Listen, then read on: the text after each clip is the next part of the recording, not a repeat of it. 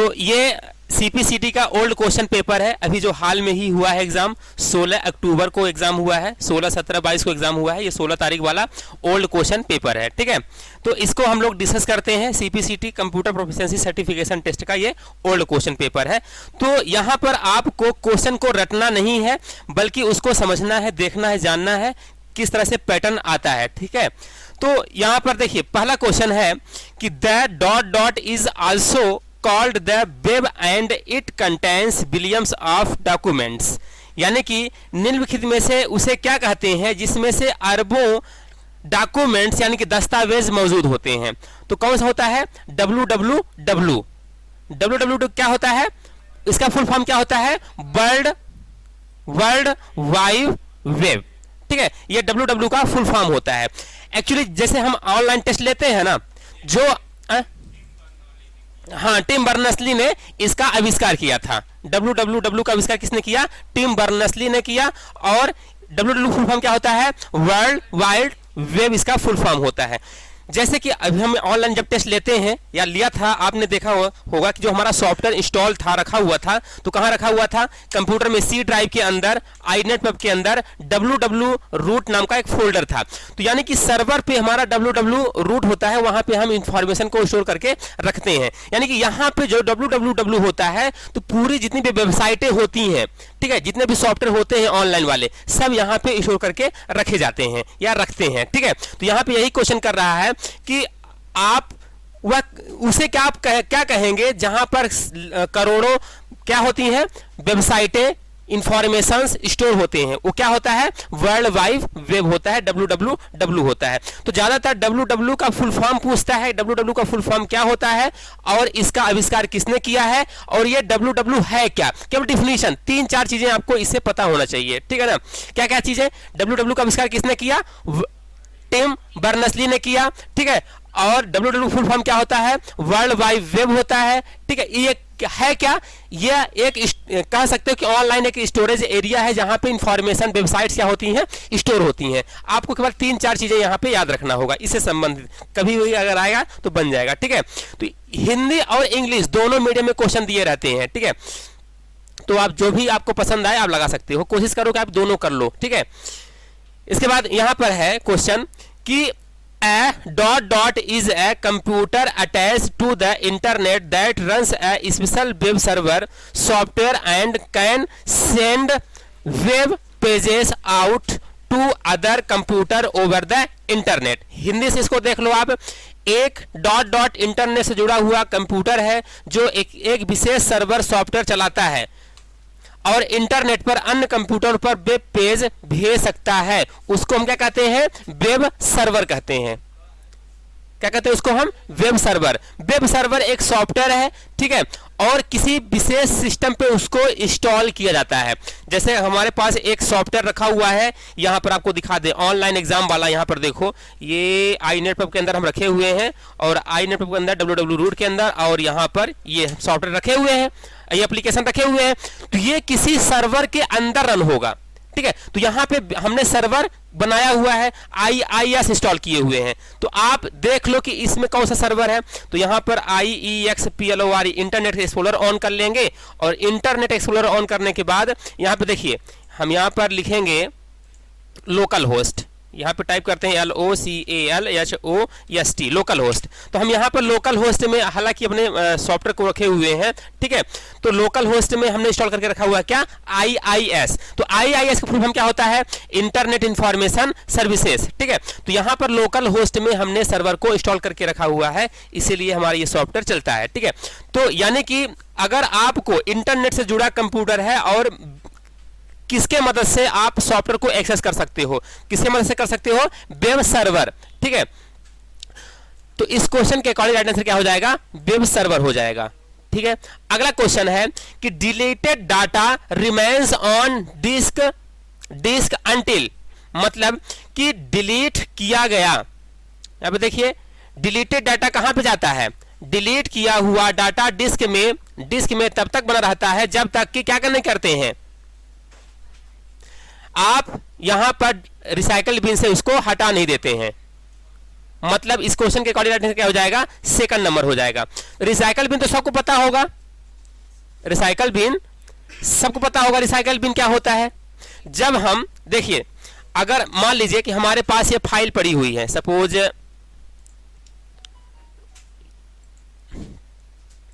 हाँ, जैसे मान लीजिए कि हमारे पास ये फाइल है, ये राइट क्लिक किया हमने, यहां पे एक फाइल बना देते हैं, ठीक है। ये हमने एक फाइल बनाया हुआ है, यहां पर ये फाइल बनी हुई है ना, ये हमारे डेस्कटॉप पे रखी हुई है। इसको अगर हम हटाएंगे, इसको हम क्या करेंगे, हटाएंगे, तो ये कहां चला जाएगा, देखिए हटाते हैं, इसको हम सेलेक्ट करते हैं और ये हम कर देते हैं डिलीट, ठीक है। ये डिलीट कर दिया हमने। अब ये कहां गया होगा, ये कंप्यूटर के रिसाइकल बिन में गया होगा। रिसाइकल बिन कहां है अपना, यहां पर देखिए, ये है रिसाइकल बिन।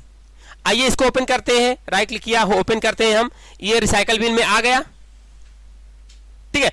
अगर हम चाहें इसको वापस लाना, ठीक है, बढ़िया, इसको अगर हम वापस लाना चाहें तो क्या ला सकते हैं, ये रिसाइकल बिन में चली गई है, तो इसको हम यहां पर राइट क्लिक करेंगे।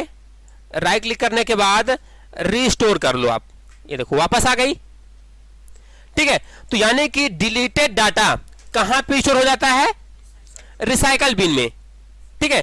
तो यहां पर एक चीज और, अगर हम किसी भी फाइल को शिफ्ट के साथ डिलीट करते हैं, जैसे हम चाहते हैं कि भाई अगर हम यहां से डिलीट करें इस फाइल को तो रिसाइकल बिन में भी ना जाए, परमानेंट डिलीट हो जाए, तब उसके लिए हम क्या करेंगे, इसके लिए हम शिफ्ट दबा के रखेंगे, शिफ्ट को दबा के रखेंगे और राइट क्लिक करेंगे या डिलीट करेंगे और डिलीट पे क्लिक कर देंगे, ठीक है। अब ये फाइल आपकी रिसाइकल बिन में नहीं जाएगा। तो कभी कभी बहुत इंपॉर्टेंट क्वेश्चन पूछता है कि यदि आप किसी भी फाइल को परमानेंट डिलीट करना चाहते हैं, हटाना चाहते हैं, तो किसका यूज करेंगे, शिफ्ट के साथ डिलीट करेंगे, तब डिलीट होगा ये, ठीक है। तो यहां पे देखिए,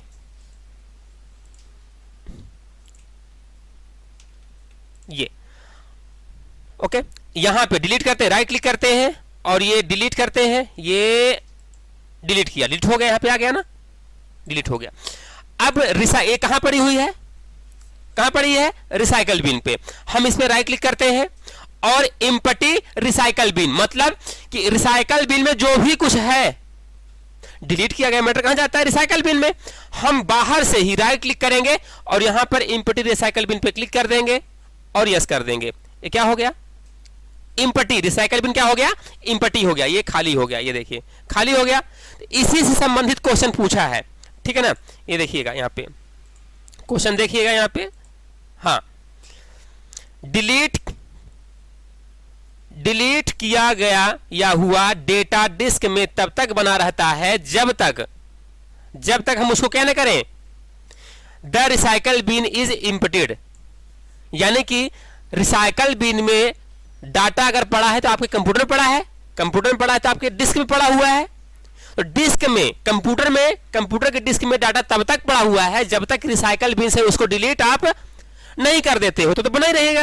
और जब रिसाइकल बिन से भी इम्प्टी कर दोगे तो हट जाएगा। तो यहां पर इस क्वेश्चन के अकॉर्डिंग राइट आंसर आपका यही हो जाएगा।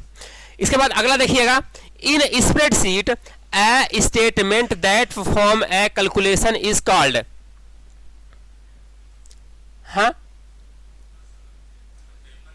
हाँ, ये देखिए जो क्वेश्चन आते हैं ना, स्टार्टिंग में क्या रहते हैं, 1 नंबर, 2 नंबर, 3 नंबर, यानी कि जैसे जैसे आप क्वेश्चन बढ़ते जाओगे ना, वो थोड़ा सा लेवल बढ़ता जाएगा। अक्सर बहुत सारे ऐसे एग्जाम में होता है, आपने देखा होगा कि शुरू के number question 1 number, 2 number, 3 number, अरे वाह बहुत आसान है तो कर डाले। फिर जैसे बढ़ता जाएगा क्वेश्चन नंबर, तो उसका थोड़ा सा लेवल आप देखते होंगे कि अक्सर बढ़ता जाता है लेवल उसका, है ना। तो अभी देखिए तो आसानी क्वेश्चन है सभी। In a spreadsheet a statement that perform a calculation is called, यानी कि एक एक्सेल का क्वेश्चन है। ये किसका क्वेश्चन है, MS एक्सेल का क्वेश्चन है, ठीक है। ये तो यानी कि MS एक्सेल स्प्रेडशीट सॉफ्टवेयर होता है, इसमें आप कैलकुलेशन वाला काम कर सकते हो, डेटा एंट्री वाला काम कर सकते हो, ठीक है ना। ये एक्सेल है अपना। तो इसमें यह बोल रहा है कि कोई भी अगर आपको यहां पर कैलकुलेशन करना है तो क्या यूज करेंगे आप, फार्मूला यूज करेंगे। जैसे मान लो कि किसी वस्तु का जो रेट है वो कितना रुपए है, 25 रुपए है, और जो उसकी क्वांटिटी है, कैठो है, 3 ठो है, तो टोटल कितने रुपए हो जाएगा, है ना 75। तो कैसे आएगा ये, तो हम जो एक्सेल होता है तो उसमें कोई भी कैलकुलेशन करना होता है, कोई भी गणना करना होता है, कोई भी कैलकुलेशन करना होता है तो उससे पहले हम क्या लगाते हैं, इक्वल लगाते हैं। फिर हम लिखेंगे भाई 25 कहां लिखा है, यहां लिखा है, A2 पे लिखा है, इनटू, और 3 कहां लिखा है, यहां लिखा है। अच्छा यहां पे इनटू जो है का काम कौन करेगा, एरिस्टिक स्टार करेगा, बताया था, हाँ एरिस्टिक स्टार, और एंटर मारेंगे तो ये आ जाएगा। अगर आप इसको यहां पकड़ के ऐसे ड्रैग कर दोगे नीचे की ओर ऐसे, तो यहां 0 0 आ रहा है, क्यों, क्योंकि इसके सामने यहां पे वैल्यू कुछ है ही नहीं है। जब यहां पे डालो किसी वस्तु का रेट कितना है, 20 रुपए है, और वो कई ठो है, 5 ठो है, तो कितने रुपए हो जाएगा, ऑटोमेटिक आ गया कैलकुलेट। तो ये एक्सेल अब जब आगे हम डिस्कस करेंगे, पढ़ाएंगे, तब इसको पूरा हम विस्तार में बताएंगे। फिलहाल ये एक्सेल का क्वेश्चन आया था कि एक्सेल में कोई भी कैलकुलेशन करना होता है तो क्या यूज करते हैं, फार्मूला यूज कर रहे हैं ना, इतना इंटू इतना।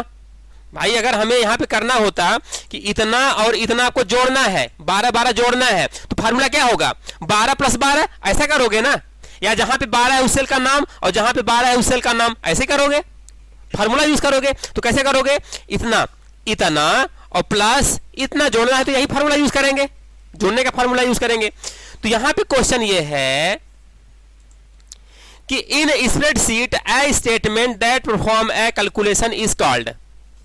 ठीक है, स्प्रेडशीट में अगर आप कोई कैलकुलेशन करना चाहते हो, इसके लिए क्या यूज करेंगे, आप फार्मूला यूज करेंगे, ठीक है ना। और फार्मूला एक्सेल में हमेशा किस सिंबल से शुरू होता है, हाँ किस सिंबल से शुरू करते हैं, शुरुआत, हाँ इक्वल शुरुआत करते हैं। ऐसा भी क्वेश्चन पूछा जाता है ना। ठीक है, बेसिक चीजें हैं, पता होना चाहिए ये सब, ठीक है। The information in A relational database is stored in, the information in relational database stored in, जो इंफॉर्मेशन होती है, सूचनाएं होती हैं, वो कहां स्टोर होती हैं। अच्छा ये डाटाबेस क्या होता है, डाटाबेस क्या होता है, database is collection of inter related information. जो डाटाबेस होता है तो इंफॉर्मेशन को स्टोर करके रखता है। जैसे आप सोचो, जब आप लोग ऑनलाइन फॉर्म भरते हो और बहुत सारी फील्ड डाल करके आप सबमिट करते हो, तो वो जो इंफॉर्मेशन आप भरते हो वो कहीं पे सर्वर पे जाके स्टोर होता होगा, और उस सर्वर पे कोई न कोई डाटाबेस होगा, उस डाटाबेस में जाकर के स्टोर होगा, जहां पे टेबल होगी उस टेबल में जाके स्टोर हो जाता है। ठीक है, जैसे मैं दिखाता हूं यहां पे आपको खोल करके, ये देखिए डाटाबेस सॉफ्टवेयर कई है, MS Access, Oracle, SQL server, MongoDB, ये सभी क्या है, डाटाबेस, जिसमें से MS ऑफिस के अंतर्गत माइक्रोसॉफ्ट एक्सेस है, ये RDBMS सॉफ्टवेयर है। RDBMS का फुल फॉर्म क्या होता है, रिलेशनल डेटाबेस मैनेजमेंट सिस्टम होता है। ठीक है, तो यहां पर जो आपके सिस्टम में मिल जाएगा, सभी को मिल जाएगा इजिली, वो MS ऑफिस के साथ रहता है। वो कौन सा सॉफ्टवेयर है, कभी कभी ऐसा भी क्वेश्चन पूछ सकता है कि MS ऑफिस के साथ जो इनबिल्ट डेटाबेस सॉफ्टवेयर होता है उसका नाम क्या होता है, तो MS एक्सेस है। कौन सा है, MS एक्सेस। तो हम MS एक्सेस में दिखा देते हैं कि आपको कैसे बनाएंगे टेबल वगैरह। तो देखिए विंडो R करके MSACCESS, MS एक्सेस, यह क्या है, एक डेटाबेस सॉफ्टवेयर है। इसमें हम इंफॉर्मेशन को स्टोर करके रखते हैं। कैसे करते हैं, स्टोर करते हैं, देखिए यहां पर हम डेटाबेस क्रिएट कर लेते हैं, और ये टेबल डिजाइन पे जाते हैं, टेबल का नाम दे देते हैं, यहां पर स्टूडेंट दे दिया। यहां पे देखो हम स्टूडेंट का रिकॉर्ड डालेंगे ना, तो उसका रोल नंबर डालेंगे, रोल नंबर के बाद स्टूडेंट का नाम डालेंगे, उसके बाद हम कोर्स डालेंगे, इसके बाद हम क्या डालेंगे, फीस, और फीस में हम क्या डालेंगे, नंबर डालेंगे, कि ABCD डालेंगे, नंबर डालेंगे, इसलिए उसका जो डाटा टाइप होगा नंबर होगा। सेव कर दिया, Ctrl+S कर देते हैं, इसको हम यहां से बंद कर देते हैं। अब देखिए ये स्टूडेंट नाम का टेबल बन गया। यहां पर हम इस टेबल में इंफॉर्मेशन स्टोर करते हैं। देखिए यहां पे डाला हमने 1001, स्टूडेंट का नाम डाल दिया हमने यहां पर सोहन, कोर्स, ठीक है, फीस, ठीक है। इसके बाद यहां पर रोल नंबर इतना डाल दिया, रोहन, फीस, ये डाल दिया। ये हमारा क्या है, टेबल में, ये टेबल में पूरी हमारी इंफॉर्मेशन स्टोर हो रही है कि नहीं हो रही है। ये हमारा स्टूडेंट नंबर टेबल बना हुआ है, इस टेबल में इंफॉर्मेशन स्टोर हो रही है। ये पूरा सॉफ्टवेयर कौन सा सॉफ्टवेयर है, इसको क्या बोलते हैं, इसको बोलते हैं डीबीएमएस सॉफ्टवेयर। ये एमएस एक्सेस आरडीबीएमएस सॉफ्टवेयर है, रिलेशनल डेटाबेस मैनेजमेंट सॉफ्टवेयर है।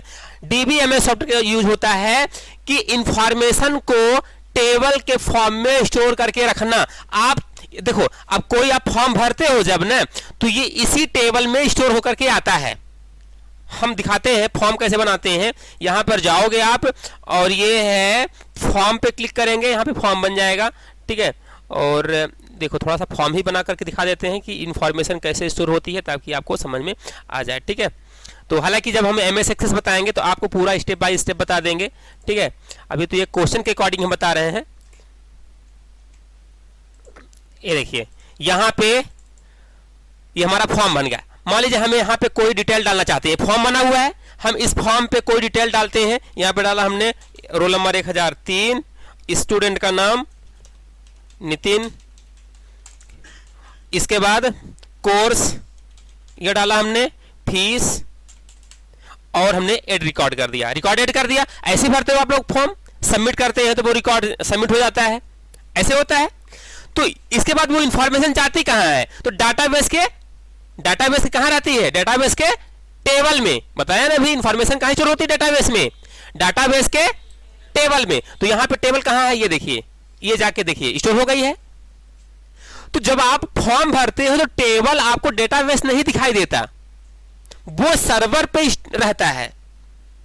आपको केवल फ्रंट एंड दिया जाता है ताकि आप केवल ओपन करके फॉर्म भर सके। वो इंफॉर्मेशन जहां स्टोर हो रही है वो सर्वर के डाटाबेस में होती है, वो आपको दिखाया नहीं जाता, क्योंकि वो कहां होता है, सर्वर पे होता है। तो यहां पर यही क्वेश्चन है कि the information is relational database stored in. Information relational database में कहां स्टोर होती है, चार्ट में होता है कि बॉक्स में होता है कि फोल्डर में होता है कि टेबल में होता है, कहां होता है। तो इस क्वेश्चन का मतलब समझ आ गया ना, ठीक है। आगे ये हिंदी में है, अगर जिसको हिंदी में समझना है तो हिंदी समझ सकते हैं। इसके बाद अगला क्वेश्चन है, व्हिच ऑफ, आपने कहा कि यहां पे टेबल का नाम नहीं है, तो टेबल का नाम इसलिए नहीं है क्योंकि हो सकता है कि आप बना रहे हो सुपरमार्केट का सॉफ्टवेयर बना रहे हो, तो सुपरमार्केट के सॉफ्टवेयर में आप स्टूडेंट के टेबल थोड़ी डालेंगे, सुपरमार्केट के टेबल में हम नाम डालेंगे, प्रोडक्ट नेम डालेंगे, प्रोडक्ट हिस्ट्री डालेंगे, ऐसे डालेंगे ना। अगर आप किसी स्कूल कॉलेज का बना रहे हैं, सॉफ्टवेयर बना रहे हैं, एप्लीकेशन बना रहे हैं, जो डाटाबेस बना रहे हैं, तो आप कॉलेज का नाम, स्कूल का नाम या स्टूडेंट नाम का टेबल बनाएंगे, ऐसा बनाएंगे। तो जैसा हमारा काम वैसा उसके अकॉर्डिंग हम नाम डालेंगे। जैसे कि अगर हमें मान लीजिए कि बनाना है, एक डाटाबेस बनाना है सुपरमार्केट के लिए, तो हम उसका नाम सुपरमार्केट से रिलेटेड डालेंगे, प्रोडक्ट से रिलेटेड डालेंगे टेबल का नाम। नहीं तो फिर अगर हम टेबल का नाम डाल दें स्टूडेंट, अब उसके अंदर हम डाल रहे हैं प्रोडक्ट का नाम डब, रेट इतने रुपए, तो फिर वो मतलब कि काम नहीं करेगा ऐसा नहीं है, काम करेगा, लेकिन आप बना रहे हो तो आप खुद कंफ्यूज हो जाओगे कि इस टेबल का काम क्या है। इसमें टेबल की स्टूडेंट का टेबल स्टोर हो रहा है कि इसमें प्रोडक्ट डिटेल इंफॉर्मेशन स्टोर हो रही है। तो जैसा उसका काम वैसा उसका नाम देना चाहिए। अब जैसे मान लो कि आप अगर एक फोल्डर बनाना चाहते हो, आप चाहते हो हम उसमें वीडियो डाल दें, वीडियो सॉन्ग डाल दें, अगर आप उस टेबल, अगर उस फोल्डर का नाम आप दे दो क्या, माई डॉक्यूमेंट्स, माई रिकॉर्ड, तो फिर वो नाम गलत हो जाएगा ना। हालांकि ऐसा नहीं कि डाटा स्टोर नहीं होगा, होगा, लेकिन नाम ऐसा रखना चाहिए, उससे रिलेटेड संबंधित नाम रखना चाहिए। तो कुल मिलाकर के ये क्वेश्चन कर रहा है कि डाटाबेस में जो इंफॉर्मेशन होती है तो कहां स्टोर होता है, टेबल में। टेबल का नाम कुछ भी हो सकता है, XYZ, ठीक है ना। चलिए, हाँ, इसके बाद which of the following would not be considered as a portable computer. इसमें से कौन सा एक पोर्टेबल कंप्यूटर नहीं है। अच्छा, पोर्टेबल मतलब क्या होता है, जिसे एक जगह से उठाकर दूसरी जगह से आप रख सको, है ना, पोर्टेबल होता है। जैसे कि आपका ये लैपटॉप उठाया यहां से लेके चले गए कहीं भी, ठीक है। तो इसमें से बोल रहा है कि ज्यादातर कौन सा पोर्टेबल नहीं है इसमें, तो इसमें से जो है आपका यहां पे notebook computer, laptop, PDA personal digital assistant, कभी कभी पीडीएफ फुल फॉर्म भी पूछ लेता है, तो पीडीएफ फुल फॉर्म क्या होता है, पर्सनल डिजिटल असिस्टेंट, ठीक है। तो पीडीए होता है, और टैबलेट भी देखे होंगे आपने, ठीक है। टैबलेट जैसा ही होता है पर्सनल डिजिटल असिस्टेंट, ठीक है। तो ये सभी क्या है, पोर्टेबल है, आप एक जगह से दूसरी जगह ले जा सकते हैं, ठीक, टैबलेट जेब में डाल सकते हैं, ठीक है। तो ये सभी पोर्टेबल है, कहीं भी आप ले जा सकते हैं। लेकिन डेस्कटॉप इनके मायने में इनकी अपेक्षा कम पोर्टेबल है। तो कम पोर्टेबल कौन सा है, डेस्कटॉप। आपको डेस्कटॉप यहां से ले जाना है तो आप फिर बांध के ले जाओ, है ना। तो यहां पर क्वेश्चन को देख लीजिए, आप क्या दिया है, हिंदी से भी देख सकते हो, ठीक है। इनमें से कौन सा पोर्टेबल कंप्यूटर के रूप में नहीं माना जाएगा, कौन सा नहीं माना जाएगा, डेस्कटॉप नहीं माना जाएगा। बाकी ये पोर्टेबल, ये भी है, ये भी है पोर्टेबल, ये भी है, तो कौन सा पोर्टेबल नहीं है, डेस्कटॉप कंप्यूटर पोर्टेबल ज्यादातर इनकी अपेक्षा में नहीं है। इसके बाद हाँ, डेटा, अगला क्वेश्चन है, data that is stored in RAM, data that is stored in RAM, वह डाटा जो कि रैम में स्टोर रहता है, तो कैसा रहता है स्टोर। रैम का फुल फॉर्म क्या होता है, रैंडम एक्सेस मेमोरी होता है, रैंडम एक्सेस मेमोरी। आपका वो सिस्टम बंद पड़ा हुआ है, बंद है, उसमें रैम लगा हुआ है, रैंडम एक्सेस मेमोरी लगी है, तो रैम अभी क्या है, खाली है, रैम क्या है, खाली है। और जब आप सिस्टम को ऑन करते हो ना, तभी रैम में डाटा स्टोर होना शुरू हो जाता है। यानी कि रैम में डाटा तभी तक रहता है जब तक कंप्यूटर ऑन रहेगा, और जैसे ही कंप्यूटर बंद तो रैम से डाटा फ्लश, चाहे आपका वो मोबाइल सिस्टम हो चाहे आपका वो कंप्यूटर सिस्टम हो, दोनों में रैम होता है। तो रैम में जो डाटा होता है, इंफॉर्मेशन होगा आपका, तो वो क्या होगा, टेम्परेरी होगा, टेम्परेरी होगा, टेम्परेरी यानी कि अस्थाई, टेम्परेरी यानी क्या होता है, अस्थाई।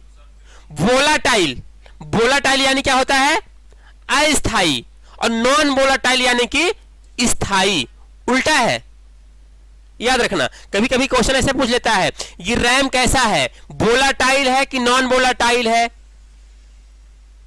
वोलाटाइल है यानी कि वो अस्थाई है, और नॉन वोलाटाइल यानी कि स्थाई, और नॉन वोलाटाइल यानी कि क्या है, स्थाई। स्थाई कौन सा है, आपका रोम, आपका हार्ड डिस्क, पेन ड्राइव, ये स्थाई डाटा, इसमें आप डाटा डाल दो तो उड़ेगा थोड़ी ना, पड़ा रहेगा परमानेंट। लेकिन रैम क्या है, अस्थाई है, उसमें डाटा तभी तक रहता है जब तक वो कंप्यूटर चालू है। जैसे इसमें लैपटॉप में रैम लगा हुआ है, रैम में डाटा भी है, तभी डिस्प्ले आ रहा है, ये इंफॉर्मेशन जो आपको दिख रही है यहां पर, वो रैम में है, तभी ये आ रहा है। अगर हमारा ये सिस्टम बंद हो जाए, रैम से डाटा तुरंत गायब। तो यही क्वेश्चन यहां पे कर रहा है कि data that is stored in RAM, हाँ, रैम में एकत्रित डाटा तब तक रहता है, is only there while the power is on, जब तक कंप्यूटर क्या रहता है, ऑन रहता है, तभी तक डाटा रहता है। कंफर्म हो गया, चलिए आगे देखिए। हाँ,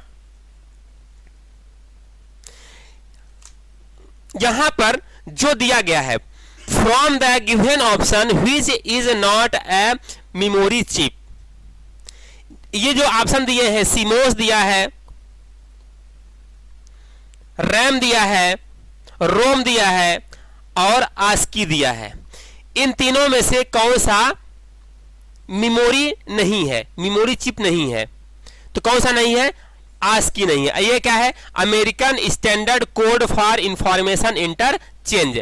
आस्की के फुल फॉर्म क्या होता है, American standard code for information interchange. ASCII का फुल फॉर्म लिखाया हो गया,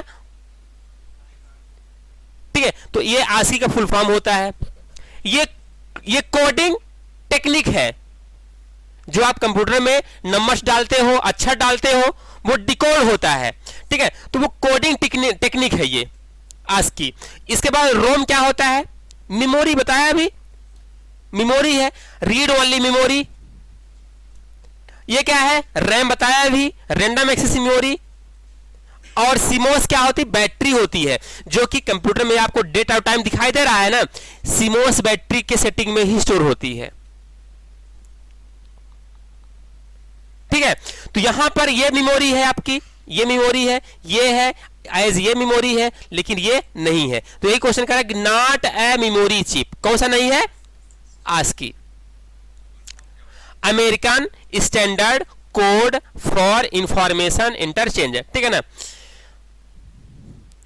आगे देखिए,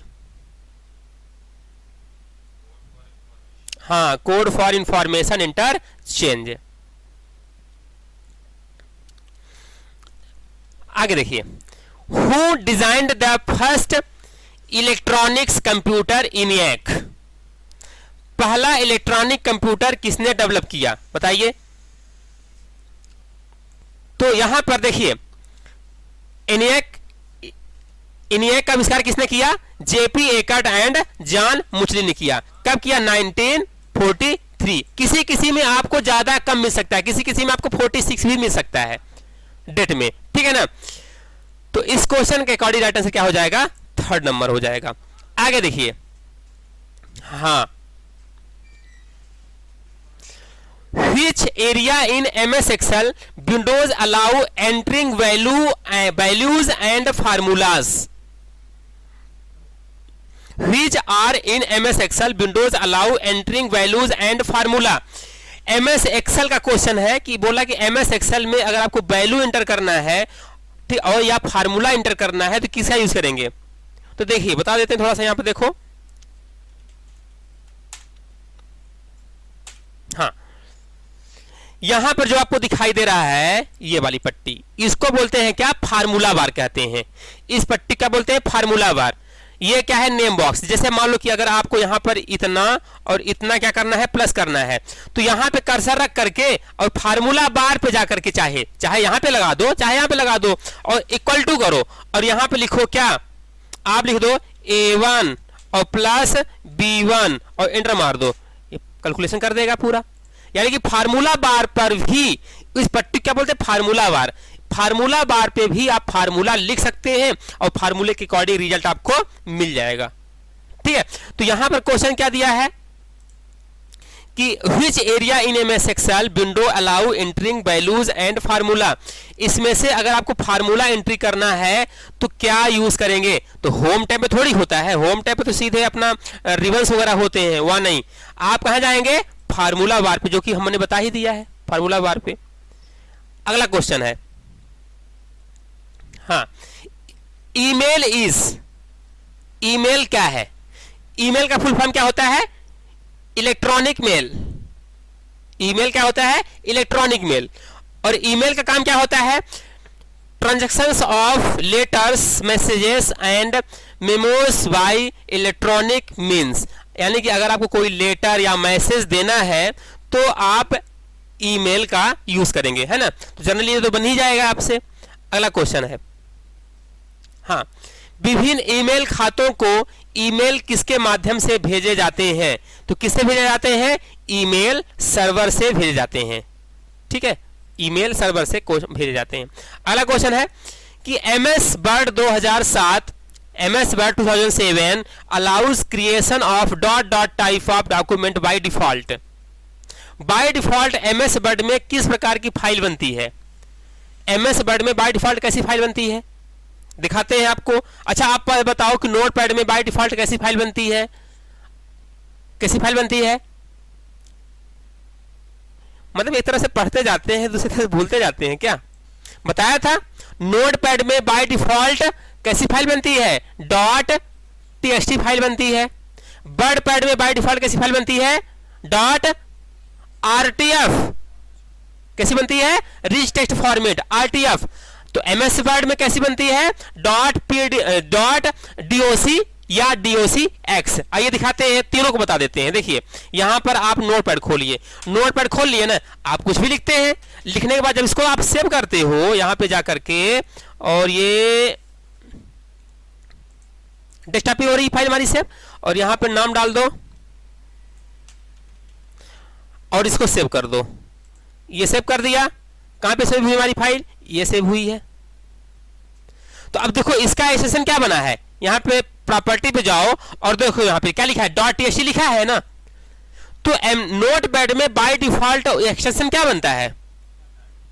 .txt बनता है।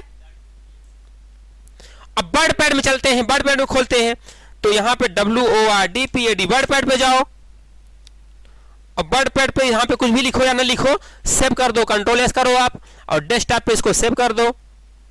कहीं भी सेव कर सकते हो, हम यहां पे डेस्कटॉप पे दिखाने के लिए कर देते हैं सेव, है ना। इसका नाम डाल दो, ये सेव हो गया, ठीक है। और यहां पे अपनी फाइल आई क्या, ये आ गया। यहां पे लिखा हुआ है टाइप ऑफ फाइल क्या है, टाइप ऑफ फाइल क्या है, यहां पे दिखाई दे रहा है आपको .rtf दिखाई दे रहा है। RTF का फुल फॉर्म क्या होता है? रिच टेक्स्ट फॉर्मेट, ठीक है। तो नोटपैड में बाय डिफॉल्ट कैसी बनती फाइल?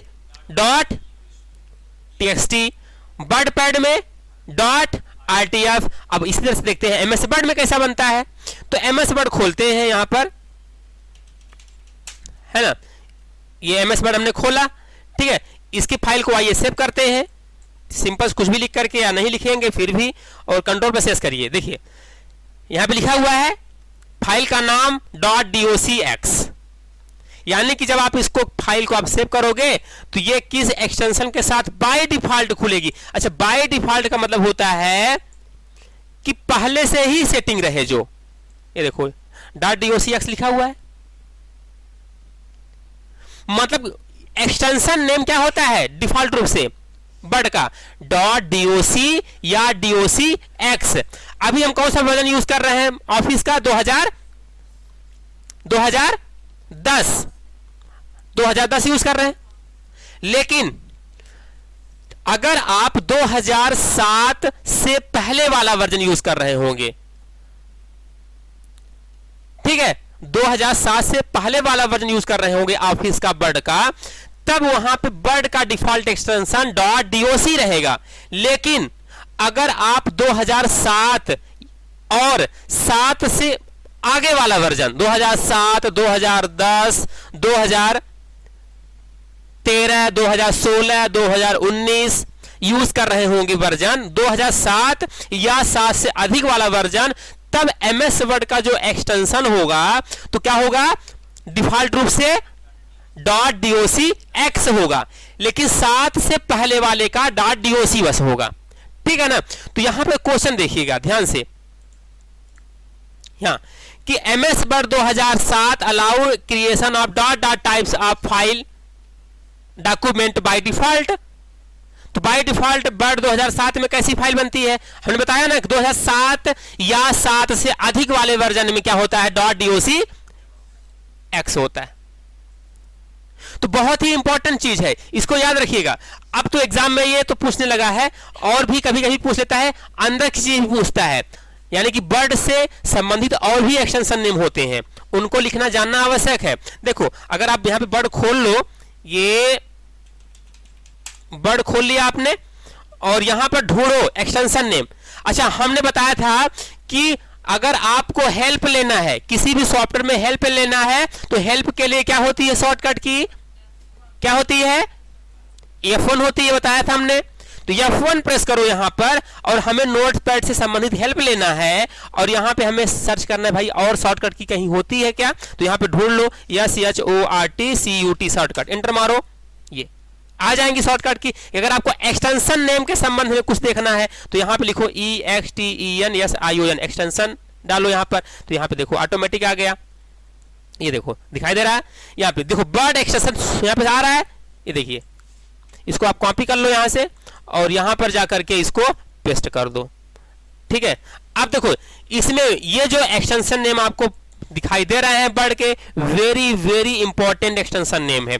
इस बार पूछा है कि डॉक्यूमेंट का डिफॉल्ट से क्या होता है? .docx होता है। अगली बार जरूर थोड़ी यही पूछेगा, कोई पूछ सकता है, अब पूछता ही है। अगर क्वेश्चन ऐसा पूछता है कि एमएस वर्ड में टेम्पलेट फाइल का एक्सटेंशन डिफॉल्ट रूप से क्या होता है, तो क्या होता है, देख के बता दीजिए क्या होता है, .dot x होता है टेम्पलेट फाइल का एक्सटेंशन।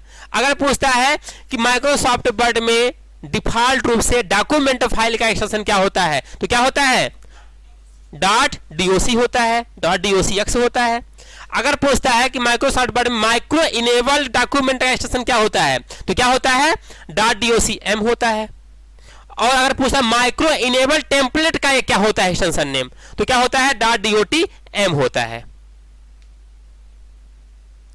ठीक है, तो ये एक्सटेंशन नेम आप लोग रट लो, याद कर लो। ठीक है, और जब हम आपको ये एमएस वर्ड स्टार्ट करने वाले हैं, स्टार्ट जब करेंगे तो ये .doc कैसे बनती है, .docm कैसे बनती है और टेम्पलेट फाइल कैसे बनती है, ये पूरा हम दिखाएंगे। फिलहाल यहाँ पे क्वेश्चन करवा रहे हैं तो ज्यादा समय लग जाएगा। ठीक है, तो यहां पर देखिए इस क्वेश्चन के अकॉर्डिंग राइट आंसर क्या हो जाएगा, .docx हो जाएगा। ठीक है,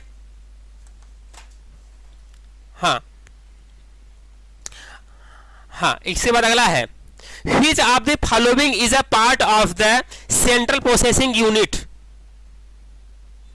सीपीयू। सीपीयू का फुल फॉर्म क्या होता है, कंप्यूटर का ब्रेन किसे कहा जाता है, सीपीयू कहा जाता है, सेंट्रल प्रोसेसिंग यूनिट सीपीयू का फुल फॉर्म होता है। सीपीयू के पार्ट्स होते हैं, कौन कौन से होते हैं, एएलयू।